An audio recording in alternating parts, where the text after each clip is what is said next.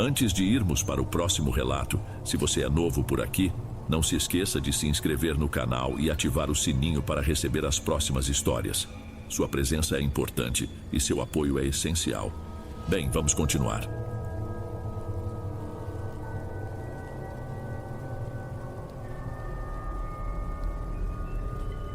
Antes de irmos para o último relato, se ainda estiver por aqui, comente o horário que está assistindo.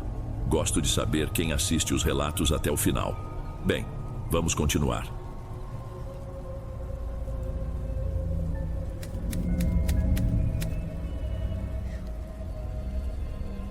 A maioria das pessoas pensa que a inveja é querer o carro do vizinho, a casa de um parente. Mas o que eu vivi me ensinou que o pior tipo de inveja não quer nada do que é seu. Ela só não quer que você tenha, quer que você perca. E para isso ela é capaz de qualquer coisa. Eu me chamo Ricardo. O que vou contar aconteceu há uns 15 anos, mais ou menos, na época em que a vida da minha família parecia que finalmente ia dar certo. Nós éramos só minha mãe, Graziela, meu irmão mais novo, Igor, e eu. Meu pai tinha ido embora quando ainda éramos pequenos, sem muita explicação, e deixou minha mãe com a responsabilidade de criar 2 filhos sozinha. No começo, ela fazia de tudo um pouco. Lembro do cheiro de fritura de manhã cedo, dos salgados que ela vendia na rua. Depois, começou a fazer doces por encomenda. A gente não passava fome, mas vivia com o dinheiro contado. Minha mãe nunca reclamava. Ela só trabalhava com uma força que eu, na época, não entendia de onde vinha. A virada aconteceu quando uma conhecida a indicou para ser revendedora daqueles produtos de catálogo, sabe? Cosméticos, coisas para casa, um universo. Ela agarrou a oportunidade como se fosse a última da vida dela. No início, ia a pé, de sítio em sítio, com uma bolsa pesada no ombro, debaixo de sol. As pessoas foram gostando do jeito dela, sempre sorrindo, sempre atenciosa. As vendas aumentaram. Em menos de um ano, ela conseguiu juntar o suficiente para comprar um Chevette branco, todo surrado, mas que funcionava. Aquilo pra gente era como ter um carro de luxo.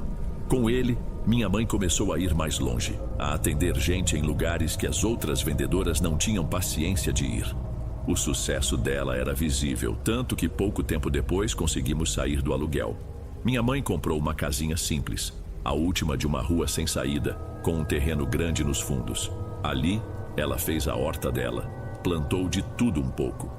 Era o orgulho dela. E foi nessa época que minha avó, a avó Dalva, veio morar com a gente para ajudar a cuidar da casa e de nós dois, enquanto minha mãe passava o dia fora. Pela primeira vez eu sentia que a gente tinha um lar de verdade.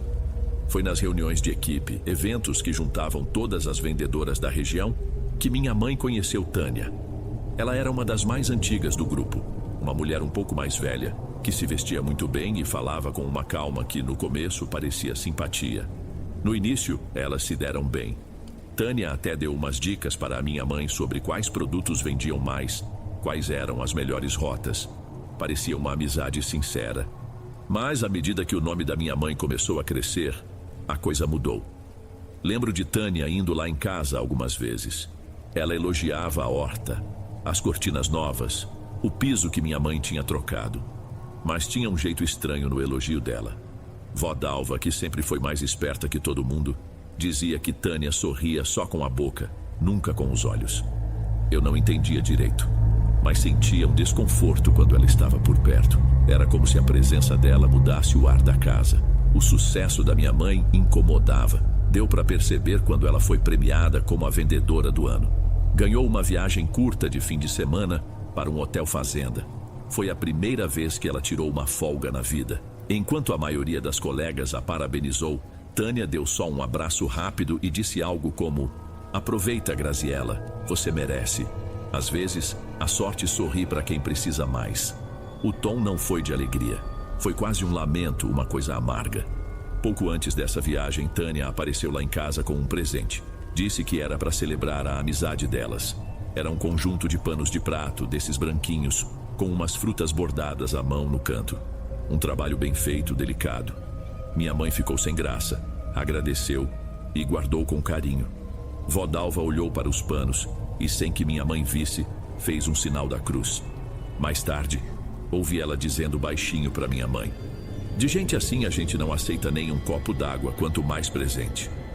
Minha mãe só riu e disse que era implicância da avó. Mal sabia ela. Minha mãe voltou daquela viagem de premiação diferente.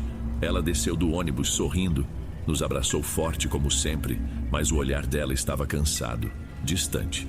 Naquela noite, durante o jantar, ela mal tocou na comida. Disse que a cabeça doía um pouco, que devia ser o cansaço da estrada. Foi dormir mais cedo que o habitual. Foi a última noite em que nossa casa foi a mesma. Começou com uma tosse. No início era só um pigarro seco insistente. Depois de uns dias, a tosse ficou mais funda, mais violenta. Vinha em acessos que a deixavam sem ar, com o rosto vermelho e os olhos cheios d'água.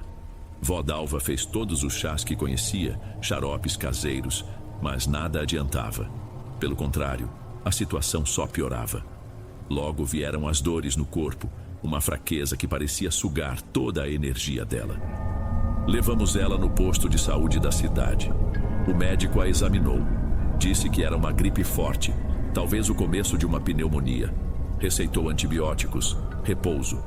Mas os dias passavam e minha mãe só ia se acabando.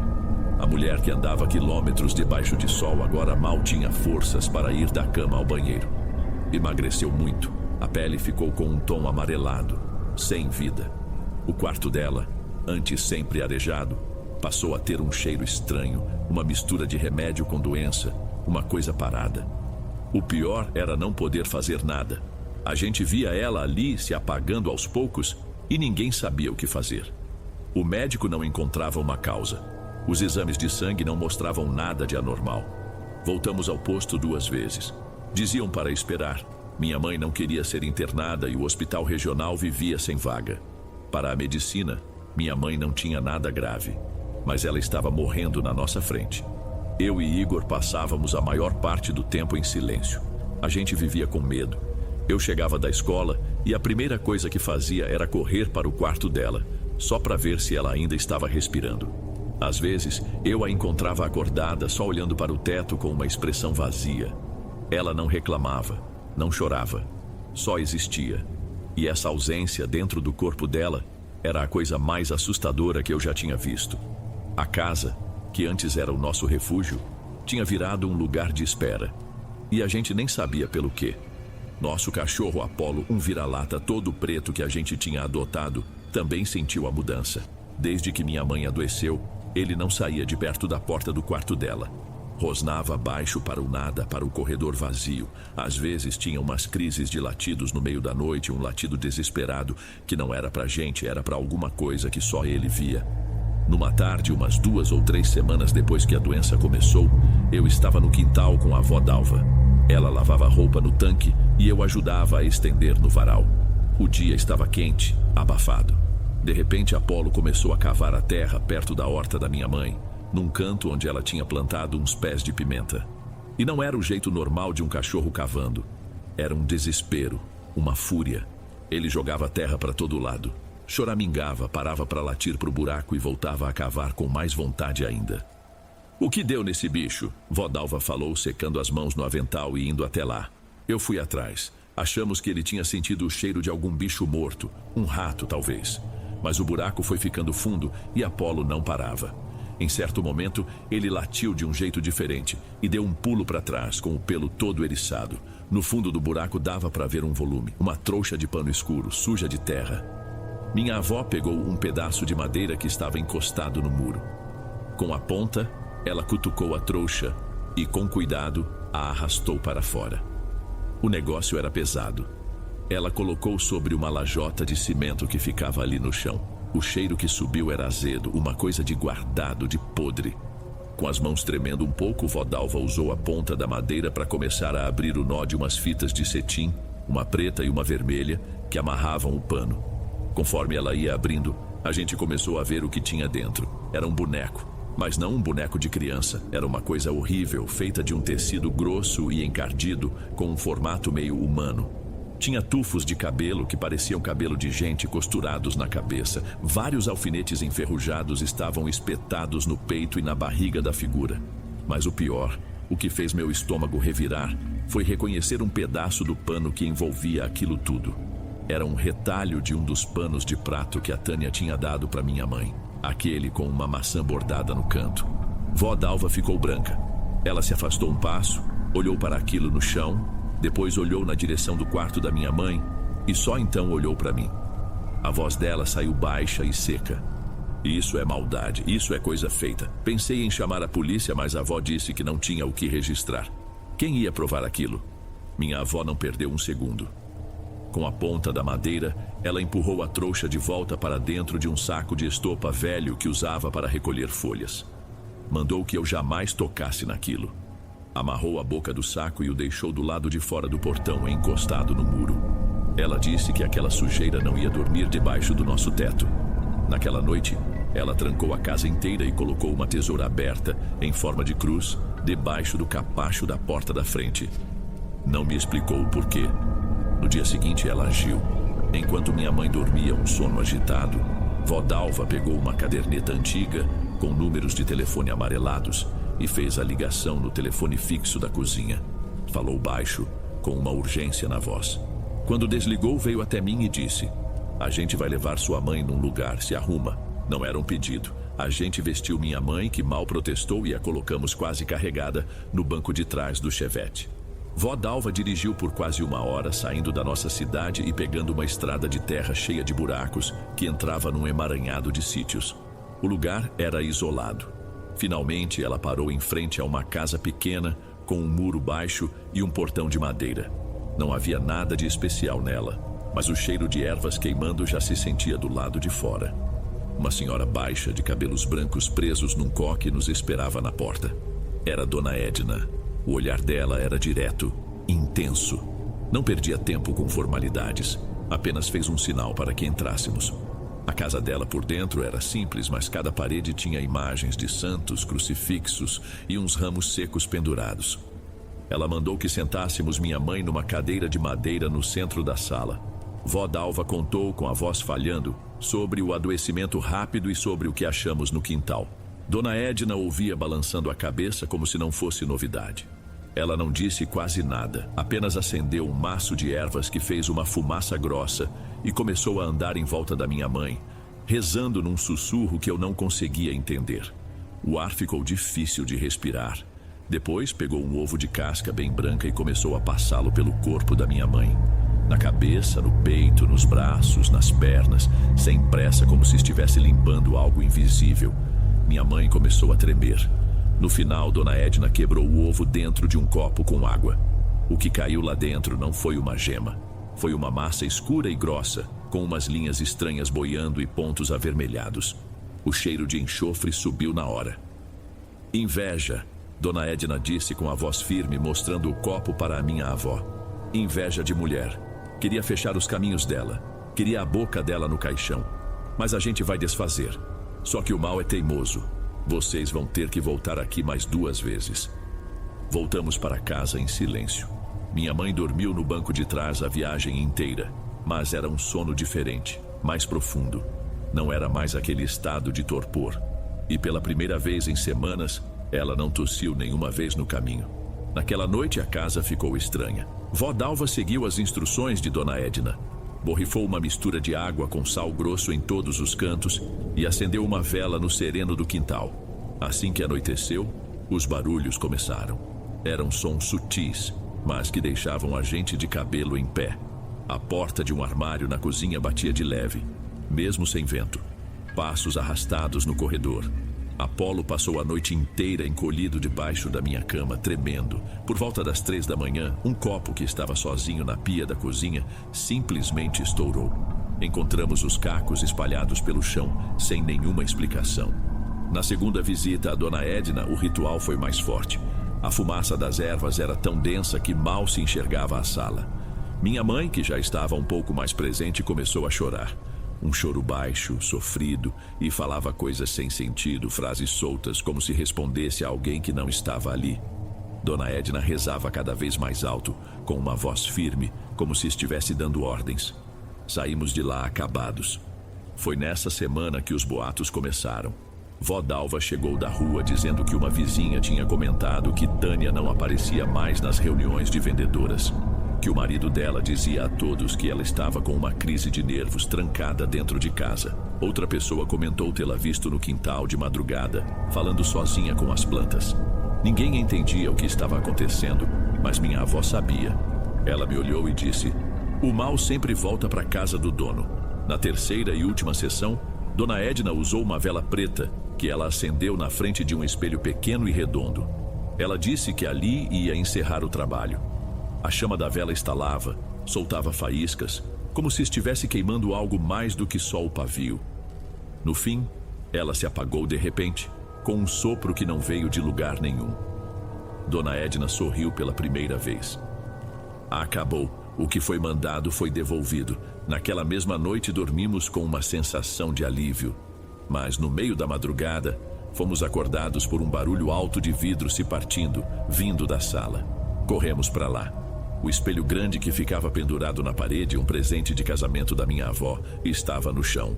Mas a moldura de madeira estava intacta. Só o vidro tinha se quebrado em milhares de pedaços, como se tivesse implodido. Depois daquele som, a casa ficou num silêncio absoluto. Não era um silêncio ruim. Era um silêncio de vazio, de fim. Nos dias que se seguiram foi um alívio que não dá nem para explicar. Minha mãe começou a melhorar de verdade. Primeiro, o apetite voltou. Depois, a cor do rosto. Uma semana depois do espelho quebrado, eu a encontrei de pé no quintal, cuidando da horta, arrancando umas ervas daninhas com uma lentidão que não era dela, mas com uma firmeza que a gente não via há meses. A risada dela demorou um pouco mais para voltar, mas quando voltou, foi o som mais bonito que eu já ouvi. A casa parecia mais leve, mas nós estávamos diferentes, mais calados. Vó Dalva continuou acendendo uma vela branca todo sábado e pendurou um galho de arruda atrás da porta. A gente tinha aprendido da pior forma possível que existiam coisas das quais a gente precisava se proteger. Quando minha mãe anunciou que ia voltar a trabalhar, ficamos com o pé atrás. Mas ela estava decidida. Pegou o chevette, organizou as caixas de produtos e voltou a percorrer as estradinhas de terra. As clientes fiéis a receberam com alívio, com abraços. Outras pessoas, especialmente no centro da cidade, a olhavam de um jeito esquisito. A história do adoecimento dela e da loucura de Tânia tinha se espalhado rápido, ainda que ninguém falasse abertamente.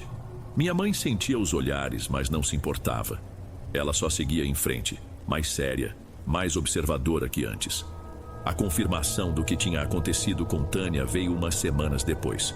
Uma senhora que era cliente antiga da minha mãe contou para a avó Dalva, com a boca no ouvido, na fila da padaria. Disse que uma ambulância tinha vindo buscá-la de madrugada, sem sirene. A família não deu satisfação para ninguém. O marido simplesmente disse que ela tinha ido passar um tempo com parentes em outra cidade para tratar dos nervos. Mas todo mundo sabia que era mentira. Tinham levado Tânia para uma clínica psiquiátrica. Nunca mais a vimos. Muitos anos se passaram. Eu saí daquela cidade para estudar, construí minha vida em outro lugar. Meu irmão também. Mas aquela época nunca nos abandonou de verdade. Ela vive em nós como uma cicatriz que não se vê, mas que lateja de vez em quando. A gente nunca mais falou sobre isso. Não precisava. Era uma coisa que a gente sabia. Um peso que a gente carregava junto. Minha mãe continuou com o trabalho dela por muitos anos, se tornou uma referência, mas nunca mais teve a mesma abertura de antes. Tornou-se uma mulher mais desconfiada, que media as palavras e as amizades. Ela ainda era alegre, mas era uma alegria com o pé atrás. A casa de Tânia ficou lá, fechada. A família tentou vender, alugar, mas ninguém ficava. Os boatos viraram lendas. Diziam que quem entrava no terreno sentia um enjoo na hora. Uma família que tentou se mudar para lá durou exatos 3 dias. Foram embora no meio da noite, deixando móveis para trás, depois que o filho pequeno começou a acordar com arranhões pelo corpo. Com o tempo, o mato tomou conta. O reboco caiu, a tinta descascou e o lugar virou uma ruína no fim da rua. Um lembrete torto do que a inveja pode fazer. Soube anos mais tarde, por um parente distante, que Tânia tinha morrido na clínica sozinha. Não foi uma surpresa. Era apenas o fim lógico de uma história que ela mesma escreveu. Às vezes, quando penso em tudo isso, não é do boneco ou dos rituais que eu lembro com mais força. É do olhar vazio da minha mãe, da força silenciosa da minha avó. E eu entendi que o verdadeiro horror não está no sobrenatural. Está naquilo que uma pessoa é capaz de desejar a outra por pura e simples maldade. Há quem diga que, quando você decide cavar um buraco para enterrar alguém, é bom cavar dois.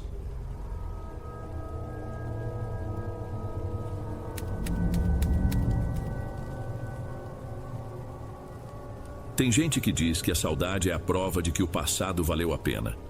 A minha não. A minha saudade é um buraco escuro, um lugar que eu nunca mais tive coragem de visitar, nem mesmo em pensamento. Meu nome é Franciele.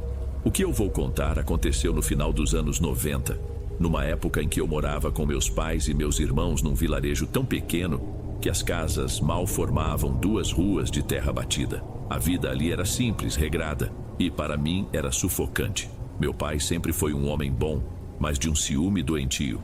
Para ele, o mundo que existia para além da nossa porteira era uma ameaça constante, principalmente para as filhas. Minha única janela para o mundo era o caminho até o córrego, onde eu ia com minha mãe e minha irmã lavar roupa. Era ali, entre o barulho da água batendo nas pedras e o cheiro de mato, que eu encontrava Robson. Ele trabalhava com o pai, seu Américo, cuidando de umas poucas cabeças de gado. Era um rapaz quieto, de olhar tranquilo, que parecia entender o mundo sem precisar de muitas palavras.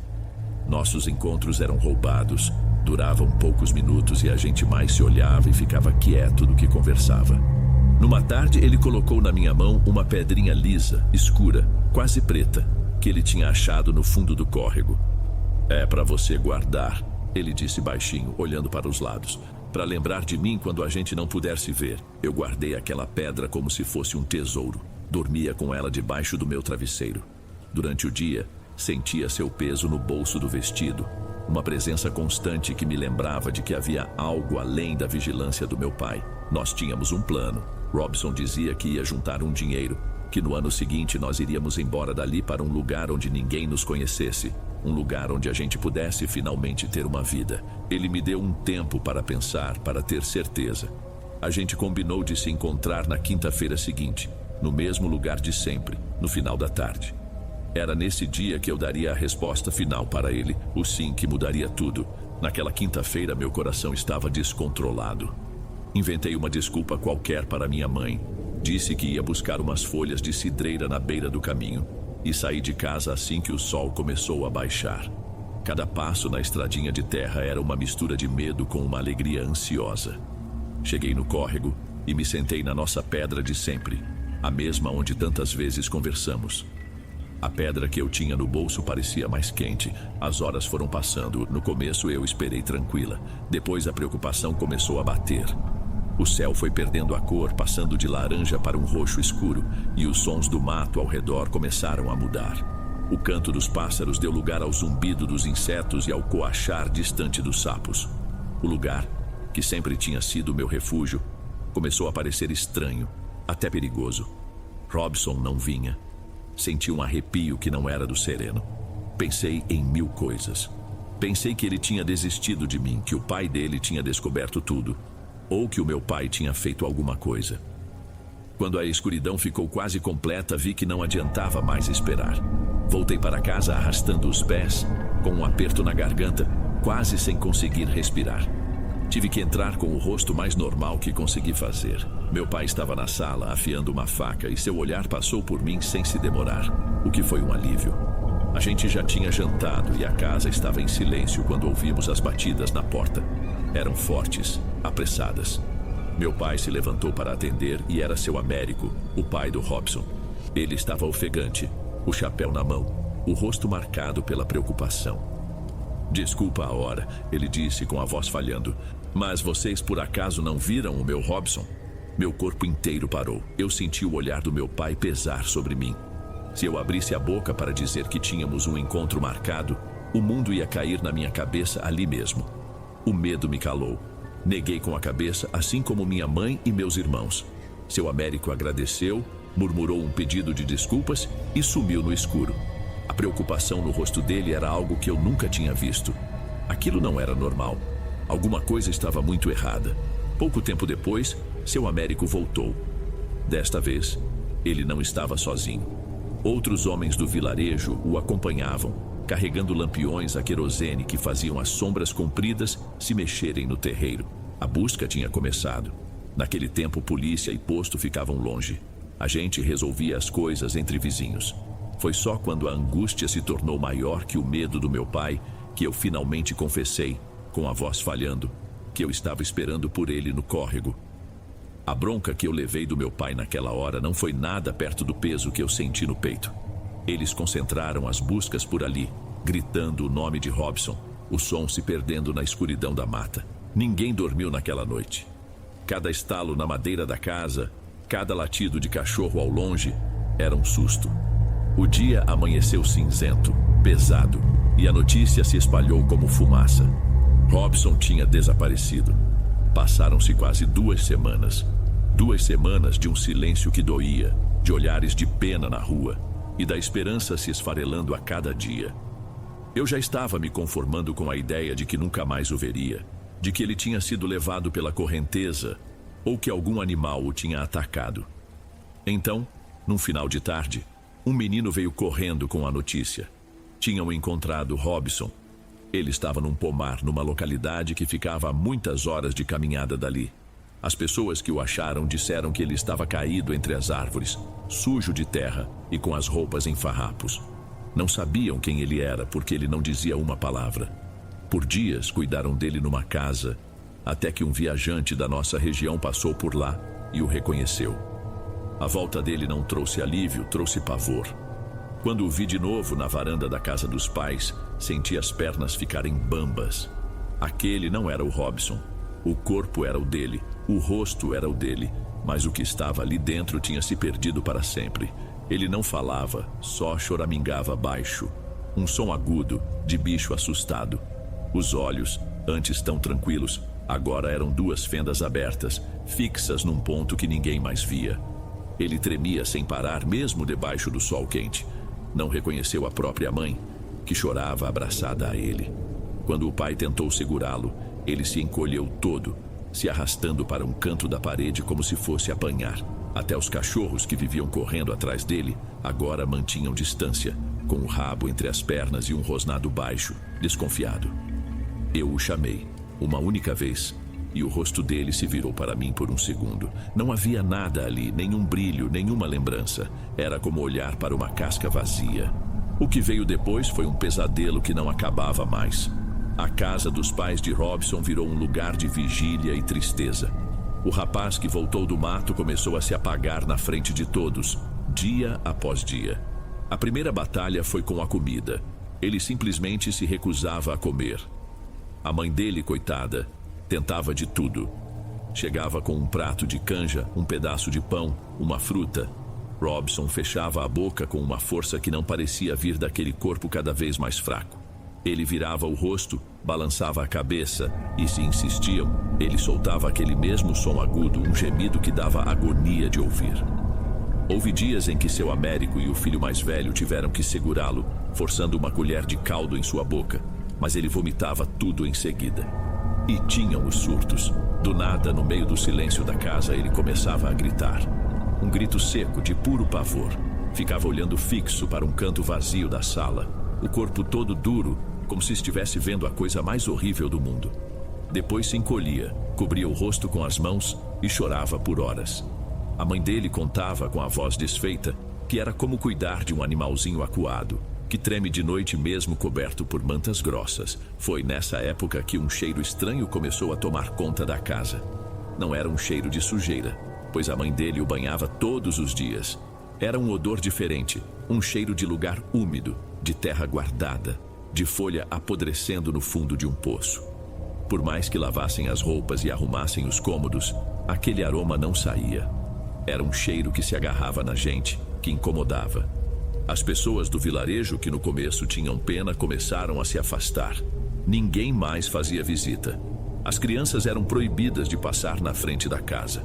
Os sussurros na venda falavam em coisa ruim, em algum bicho ou encantamento do mato que tinha pegado o rapaz e trocado a alma dele.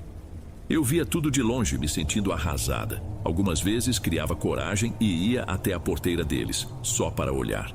O Robson, que eu via sentado na varanda, era uma sombra do rapaz que me deu a pedra do córrego. Estava esquelético, a pele grudada nos ossos, o olhar vazio. Às vezes um fio de saliva escorria do canto de sua boca e ele não parecia nem perceber. Aquela imagem foi substituindo pouco a pouco a lembrança do sorriso dele. Não demorou muito. Passaram-se uns 2 meses, talvez um pouco mais. Numa manhã de céu limpo, a notícia chegou. Robson tinha morrido durante a noite. A mãe o encontrou na cama, quieto. Pela primeira vez em semanas, o rosto dele parecia sereno, como se finalmente tivesse encontrado descanso. Mas todos ali sabiam que não tinha sido uma doença comum que o levou. Algo o consumiu de dentro para fora, como uma vela que queima rápido demais, até não sobrar nada. Depois do enterro, uma tristeza grossa se assentou sobre o vilarejo. A história de Robson virou um caos contado em voz baixa, uma coisa para assustar os mais novos. Para mim, era uma ferida aberta. Passei algumas semanas meio no automático. A dor da perda era imensa, mas no fundo, bem no fundo, havia também um pingo de alívio por saber que o sofrimento dele tinha acabado. Essa paz, no entanto, durou pouco.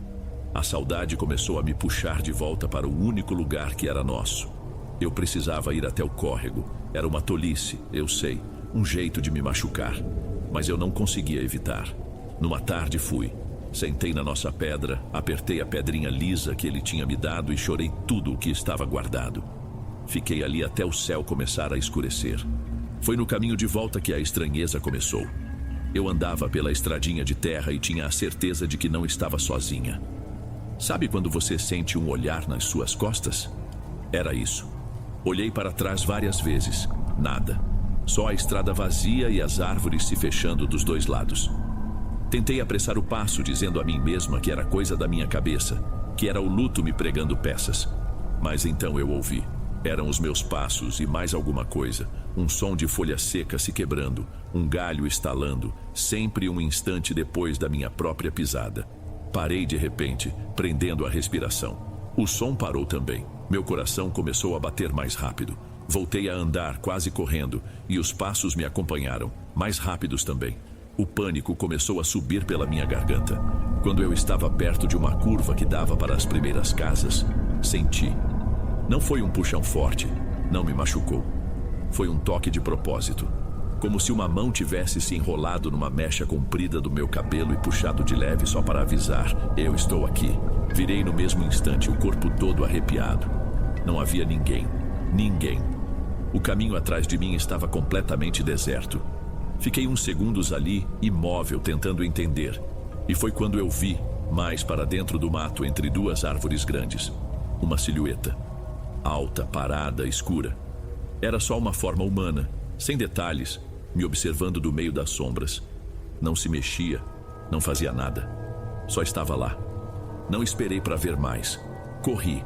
Corri como nunca na vida, sem olhar para trás, com a sensação daquele toque ainda queimando no meu cabelo, e não conseguia tirar a imagem daquela figura da cabeça. Eu não voltei mais ao córrego. O medo era maior que a saudade. Mas eu comecei a sentir que não precisava ir até lá para que aquela coisa me encontrasse. Começou dentro de casa, com um som baixo, quase imperceptível. Uma tosse seca, curta, que parecia vir de muito longe. Nos primeiros dias eu achava que era algum vizinho, o vento. Mas a tosse foi se aproximando. Lembro de uma tarde varrendo a cozinha, em que ouvi o som logo atrás de mim, tão nítido que dei um pulo, derrubando a vassoura. Não tinha ninguém ali. O pior foi numa madrugada. Acordei num sobressalto com o som abafado bem ao lado do meu ouvido. Sentei na cama, o coração na boca. Minha irmã, dormindo ao meu lado, nem se mexeu. A situação chegou a um ponto que eu não queria mais sair de casa para nada. Mas um dia minha mãe insistiu que eu levasse umas roupas que ela tinha costurado para uma vizinha que morava um pouco mais longe. Para evitar a estrada principal, peguei um atalho, um caminho mais estreito que cortava por um trecho de mata mais fechada. E foi lá que eu o vi. De costas, parado no meio do caminho, estava um rapaz. As roupas, a altura, o jeito de ficar de pé. Era o Robson. Minhas pernas fraquejaram. Uma parte de mim gritava que era impossível, que era uma armadilha, mas outra, a parte estúpida e cheia de saudade, queria acreditar. Eu pigarrei, fazendo barulho. A figura não se moveu. Tive que passar por ela para continuar o caminho. Fui andando devagar, o corpo tenso. Quando estava a poucos passos, a figura se virou lentamente na minha direção. O rosto era o de Robson, o mesmo queixo, a mesma boca. Mas não tinha olhos. No lugar onde deveriam estar os olhos dele, havia apenas pele. Uma pele lisa, esticada, como se ele tivesse nascido daquele jeito. Deixei a sacola de roupas cair no chão. Minha garganta se fechou. Aquela coisa deu um passo na minha direção, depois outro. Eu recuava, tropeçando nas minhas próprias pernas. Ele não tinha como me ver, mas me seguia perfeitamente. Então senti a mão invisível no meu cabelo de novo, mas desta vez não era um toque. Foi um puxão violento, que me arrancou um grito de dor e me jogou para trás. A força me arrastava pela terra e eu me debatia, arranhando o chão, gritando: "O que está acontecendo aí?" Uma voz gritou. Um rapaz, o filho da vizinha, apareceu no começo do atalho. No mesmo instante, a força no meu cabelo sumiu. Eu caí no chão, ofegando. Olhei para frente. A coisa sem olhos tinha desaparecido. Naquela noite eu não aguentei e contei tudo para minha mãe. Minha mãe viu o pavor na minha cara e acreditou. Ela pegou um vidrinho de água benta e um terço e me fez rezar com ela. Mais tarde, já no meu quarto, meu pai, que mal olhava para mim, entrou em silêncio e deixou um copo com água na minha cabeceira. Ele não disse uma palavra, mas aquele gesto me disse tudo. Eu sabia que mesmo assim não ia adiantar. Alguns dias depois, minha mãe me pediu para buscar um saco de estopa num quartinho velho que a gente usava para guardar tralhas. Abri a porta e o cheiro me atingiu em cheio. Era o mesmo cheiro de umidade e folha podre. O mesmo cheiro que, segundo minha mãe me contou depois, tinha impregnado a casa de Robson nos seus últimos dias de vida. E no canto mais escuro do cômodo, entre uns móveis velhos, ele estava lá. Usava um chapéu, mas seu corpo parecia mais alto, esguio demais. O rosto era uma mancha pálida na penumbra. E o pescoço dele era comprido, torcido para o lado num ângulo quebrado, como o de um pássaro morto. A cabeça pendia, frouxa. Aquela coisa começou a se mover, e o pescoço se esticou na minha direção, como se fosse de borracha, a cabeça balançando. Eu gritei e caí para trás, me arrastando pelo chão para sair dali. Quando olhei de novo, ele tinha sumido. Naquele momento, eu tive a certeza mais aterrorizante da minha vida. O que estava atrás de mim não era o Robson, era outra coisa. Meus pais viram o estado em que eu fiquei. O terror não era mais uma coisa que eu contava, era algo visível em mim, nos meus olhos, no jeito que eu me encolhia a cada sombra. Eles começaram a agir. Meu pai, que mal me dirigia a palavra desde a morte de Robson, passou a dormir numa cadeira de balanço ao lado da minha cama. Minha mãe se deitava comigo, segurando minha mão até que eu pegasse no sono. Eles estavam tentando criar uma barreira com seus próprios corpos, um escudo contra o que quer que estivesse vindo me buscar na escuridão. Mas a coisa era mais esperta. Ela não precisava me tocar para me atormentar. Numa madrugada, eu acordei com uma sede terrível. A casa estava naquele escurinho azulado da luz da lua. Vi meu pai sentado na cadeira, a cabeça pendida, roncando baixo. Vi minha mãe deitada de costas para mim. E em pé, do outro lado do quarto, perto da porta, eu vi minha mãe de novo. Parada, imóvel, apenas me observando no escuro. Minha cabeça não estava entendendo. Eu olhava para a forma deitada na cama e depois para a forma em pé, na porta. Eram a mesma pessoa. O pânico foi tanto que eu não gritei, eu sufoquei. A figura na porta apenas levantou uma mão lentamente e colocou um dedo sobre os lábios como quem pede silêncio. Fechei os olhos com força e quando os abri de novo, ela tinha sumido. Foi aí que os apagões começaram. Eram pequenos no início. Eu estava sentada na cama e no instante seguinte estava na cozinha com um copo na mão, sem a menor ideia de como tinha chegado ali. Minha família dizia que eu agia normalmente. Você se levantou, disse que ia beber água. Minha irmã falava, me olhando esquisito. Mas eu não lembrava. Eram buracos na minha memória de minutos, depois de quase uma hora. O desespero de não saber o que meu corpo fazia enquanto minha mente estava fora era a pior tortura. Eu pensava em Robson, em como o encontraram, perdido sem memória. Eu sentia que estava sendo esvaziada por dentro. O golpe final veio pela minha irmã mais nova. Eu estava no quintal estendendo umas roupas no varal e a ouvi brincando perto do tanque. Ela cantava uma melodia, uma canção sem letra, um murmúrio simples de 3 ou 4 notas que se repetiam. Gelei na hora. Era a mesma melodia que Robson costumava assobiar quando estava distraído. Ninguém mais no mundo conhecia aquilo. Fui até ela devagar. Ana, que música é essa que você está cantando? Ela parou e olhou para mim, a cabeça inclinada com uma expressão genuinamente confusa. Que música, Franciele? Eu não tô cantando. Naquele momento eu desabei. Entrei em casa chorando, gritando que não aguentava mais, que a coisa estava usando a minha irmã, que estava roubando meu tempo, que ia me levar do mesmo jeito que o levou. Foi a primeira vez que vi meu pai, aquele homem tão duro, chorar. Ele me abraçou e disse com a voz trêmula: eu vou buscar ajuda. Lembro de gente antiga falando de um homem que mora para lá das colinas, um tal de Dimas. Dizem que ele entende dessas coisas do mato. Chega. Isso vai acabar, de um jeito ou de outro. 2 dias depois, um homem chegou na nossa casa. Não era padre nem médico. Era um senhor mais velho, de pele curtida pelo sol e mãos grossas de quem trabalha na terra. Chamava-se Dimas. Ele entrou, sentou-se na nossa cozinha, aceitou uma xícara de café e ouviu tudo o que meu pai e minha mãe contaram. E depois, tudo o que eu tinha para contar. Ele me escutou quieto, sem fazer cara de espanto ou de dúvida. Quando terminei, ele apenas balançou a cabeça. O que pegou o rapaz não foi bicho do mato, ele disse com a voz serena. Foi um encantado das águas do córrego. Essas coisas não têm forma, não têm nome. Elas se apegam na tristeza funda, na saudade que dói, e usam a feição de quem se foi para atormentar quem ficou. Ele andou pela casa inteira queimando um feixe de ervas que soltava uma fumaça branca e cheirosa, murmurando rezas que eu não entendia. Benzeu cada porta, cada janela. Por fim, me entregou um saquinho de pano costurado. Use isso no pescoço, não tire para nada e não volte mais naquele córrego. O que é de lá, fica por lá. E aos poucos a presença se foi. A casa pareceu ficar mais leve. O silêncio da noite voltou a ser apenas silêncio. Eu dormi uma noite inteira, depois outra. Os apagões nunca mais aconteceram. O medo não sumiu de uma vez, ele se desfez devagar, como névoa. Meses depois, minha mãe me contou que a mãe de Robson também tinha chamado seu Dimas, pois dizia ver o filho parado no quintal à noite. Depois da visita dele, ela também encontrou paz. Eu nunca mais vi a coisa, mas uma noite, muito tempo depois, eu sonhei com o Robson. Foi a última vez. No sonho, eu estava na beira do córrego, e ele estava lá, sentado na nossa pedra. Era ele mesmo, o meu Robson, com o sorriso tranquilo e os olhos cheios de vida. Ele não olhava para mim.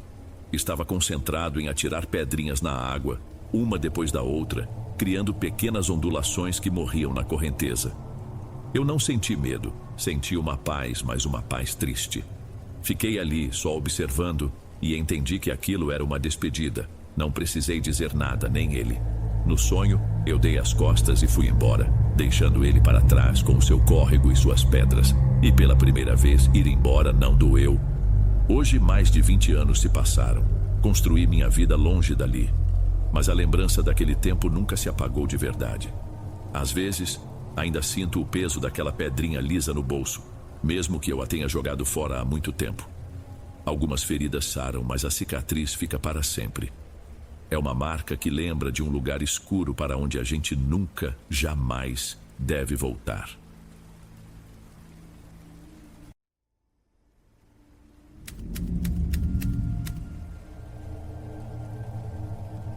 Boa noite, Dom. Sabe quando um lugar vira uma espécie de ímã ao contrário na sua vida? Um ponto no mapa que você aprende a desviar, a contornar, mesmo que isso te custe mais tempo, que te faça dar uma volta completamente sem sentido. Para mim, esse lugar é um hotel, um prédio alto todo espelhado, desses modernos que parecem ter orgulho de estar ali, sabe? E eu tenho certeza que para todo mundo que passa na frente, ele não é nada demais. Só mais um prédio na paisagem, mas para mim não. Para mim, ele é quase uma assombração de concreto. Meu nome é Cícero, e faz mais de 10 anos que eu ajudei a levantar aquele monstro. Quer dizer, ajudei a começar.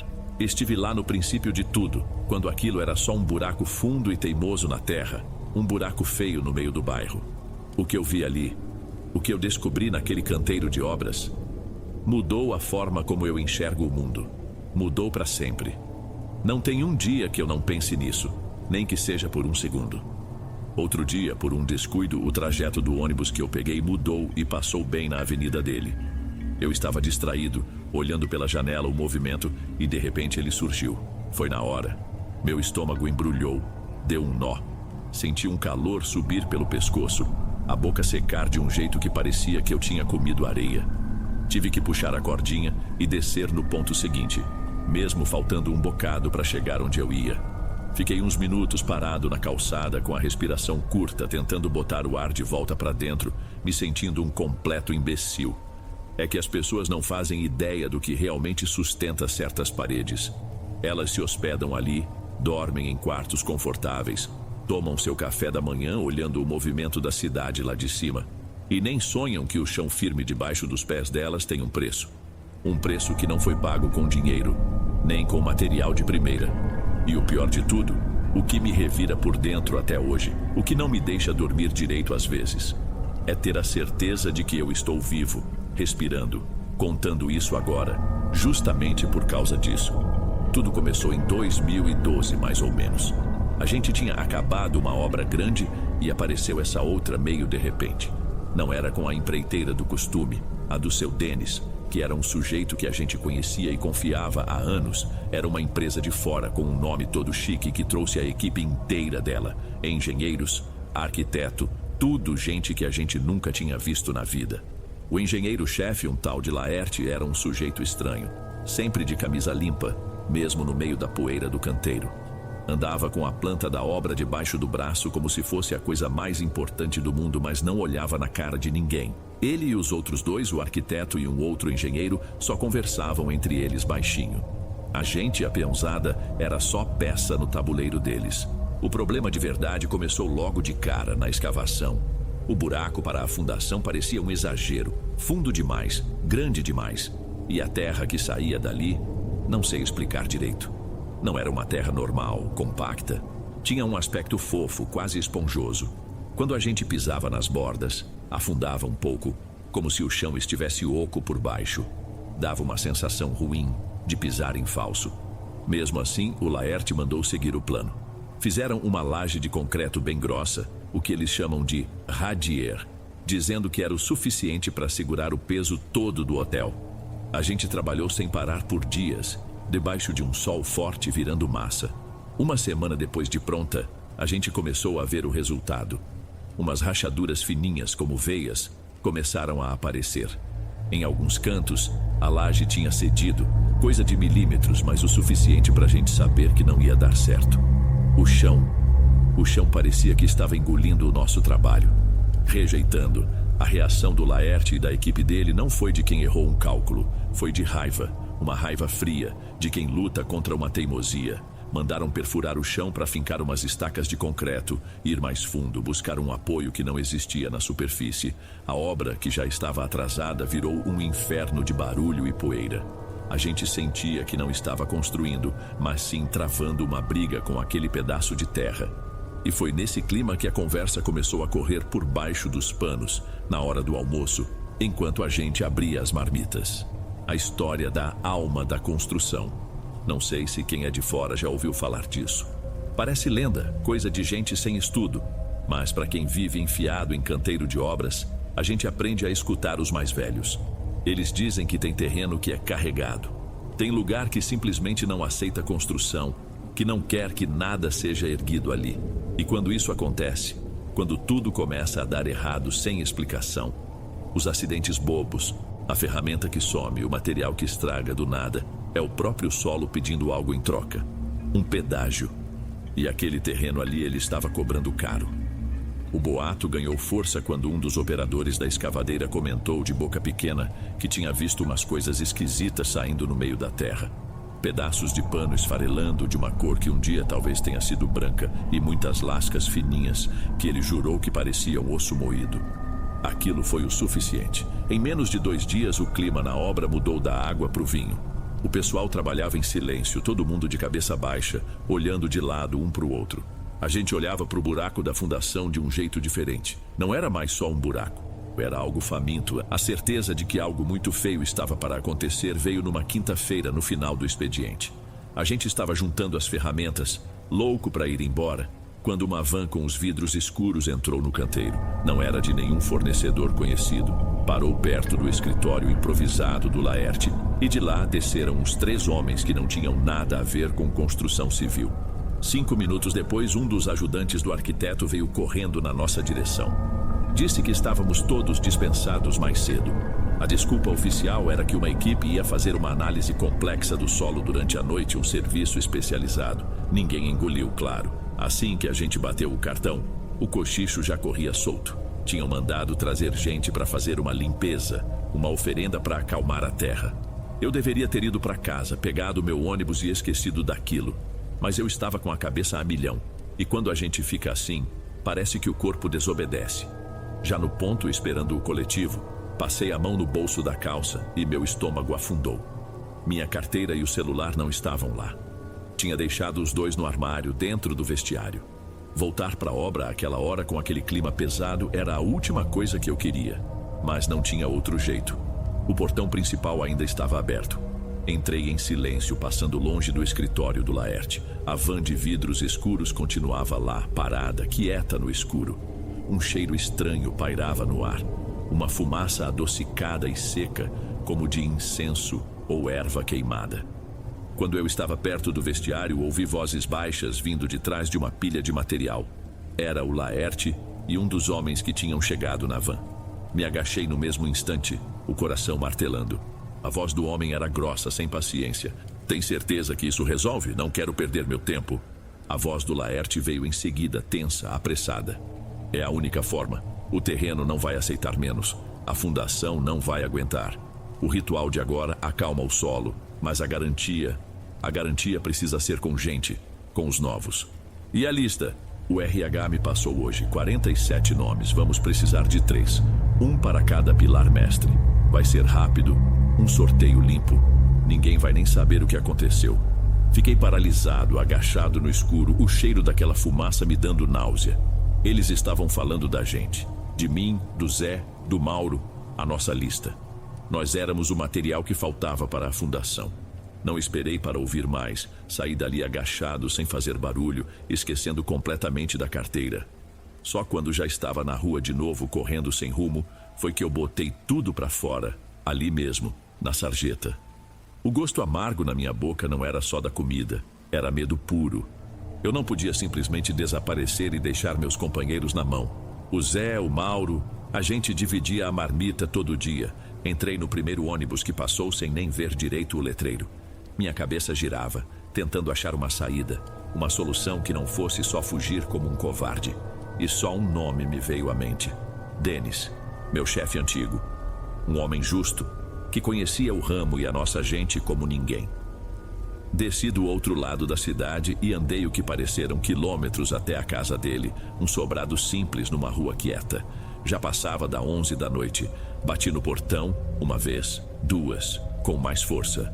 A luz da sala acendeu e logo ele apareceu na janela, a cara amassada de sono.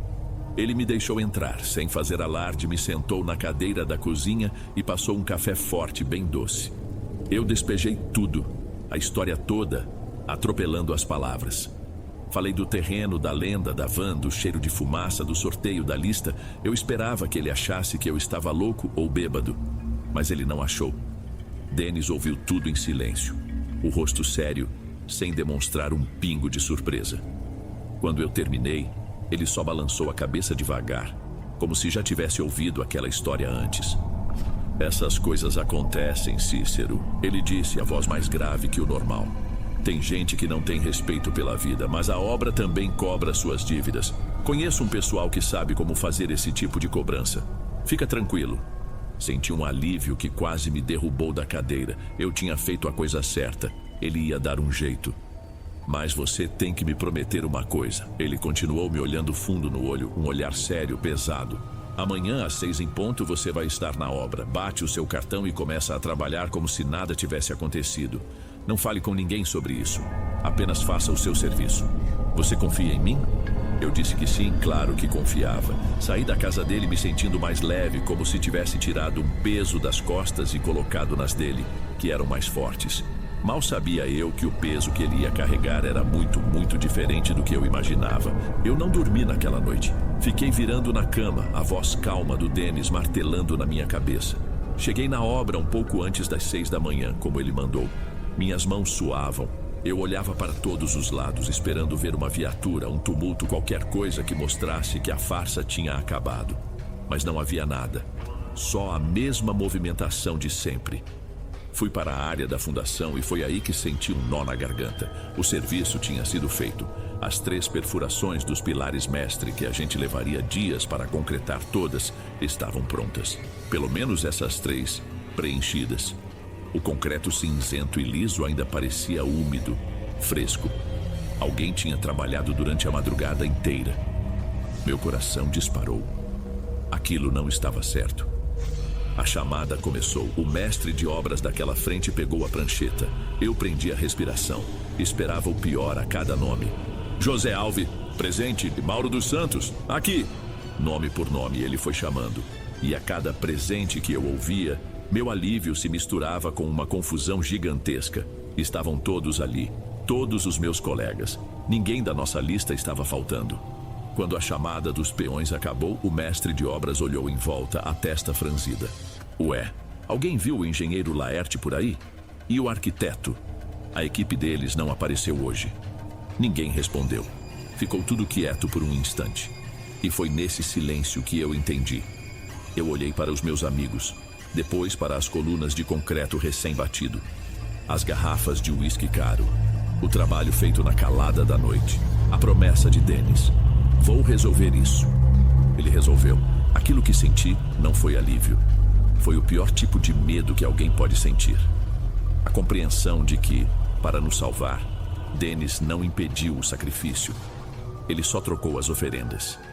Ele escolheu por nós, no escuro. A obra foi paralisada por uma semana. Alegaram reestruturação de contrato.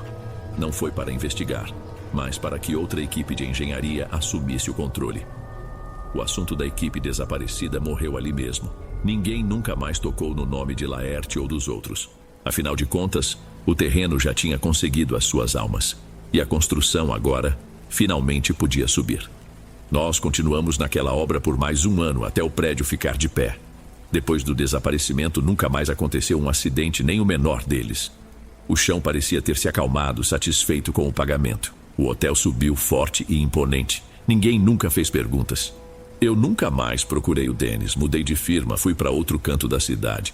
Mas uns 5 anos atrás, eu cruzei com ele por acaso, num terminal de ônibus. Nossos olhos se encontraram do outro lado da plataforma. Ele estava mais velho, os cabelos todos brancos.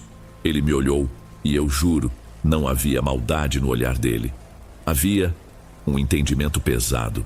Ele só fez um leve aceno com a cabeça, um gesto mínimo, e entrou no ônibus dele.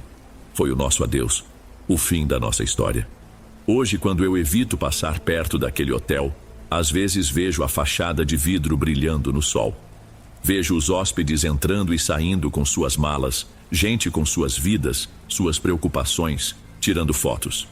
Eles não sabem que estão pisando num mausoléu, que a segurança e o luxo daquele lugar foram comprados com o silêncio e o concreto. A minha dívida com o Dennis é essa, o silêncio. Ele salvou a minha vida e a dos meus amigos. Mas a que custo? Às vezes, de noite, eu penso no Laerte e nos outros. Eram homens ruins, arrogantes, capazes de uma maldade terrível. Mas o que Dennis fez foi diferente. Foi frio, foi calculado, foi a solução de um problema. Eu não sei quem era o verdadeiro monstro naquela história. Se eram os homens que queriam nos sacrificar por ganância ou o homem que sacrificou outros para nos proteger. Só sei que a fundação daquele prédio é forte. E ela é forte porque foi feita de segredos. E eu, de certa forma, sou um dos seus pilares.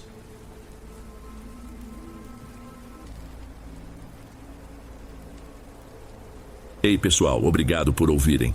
Clique no sininho de notificações para ser alertado de todas as futuras narrações. Lanço vídeos novos todos os dias por aqui. Espero te ver nos próximos. Agora na tela vou deixar outros 2 bons vídeos que sei que irão gostar. Te vejo por lá.